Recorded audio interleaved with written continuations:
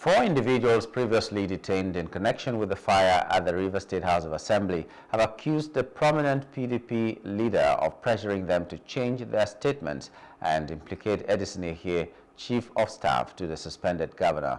The four, Chime Ezebalike, Kenneth Pasa, Prince Oladele Lukman, and Macpherson Olumini were released in November 2024 after 6 months in Kuje Correctional Facility.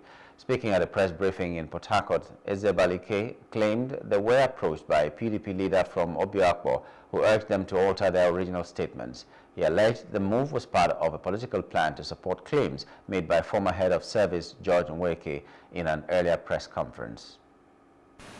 Even after our ordeal and when we thought we could return to normal life, only a week ago, one of us was called by a PDP leader in Obiakpo, Lawrence Amadi, to come and meet with some of their leaders. Upon further prodding, he said they were reaching out to us to persuade us to rewrite our story in order to implicate Right Honorable Edison Ehie as the sponsor or mastermind of the fire incident at the State House of Assembly complex, as a follow-up to former head of service George Nweke's press briefing in Abuja. This has prompted us to speak out, as we do not want to be part of any nefarious act, especially after the torture we faced. For 6 to 8 months, we endured an unjust, harrowing experience in the hands of security agencies and political actors. Our offense was because we refused to frame individuals, including the Chief of Staff to the Rivers State Government House, Right Honorable Edison Ehie, as masterminds behind the Rivers State House of Assembly inferno. The group also accused top political figures in the state of pushing them to name Ehie as the mastermind behind the incident.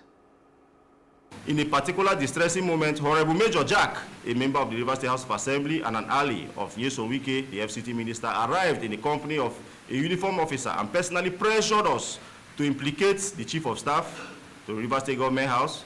When we resisted and refused, they resorted to beatings, starvation, and psychological torture. Days later, Honorable Major Jack and former chairman of Ikwerre local government, Samuel Wanosike, returned, were offered money alongside promises of a fully paid trip to Ghana or any country of our choice with our families in exchange for implicating Edison Ehie and others. This press briefing is not just to tell our story. It is a call to action. No innocent youth of Rivers State should ever have to endure the torment we suffered. We speak today because others may not have the strength or support system to withstand what we just did.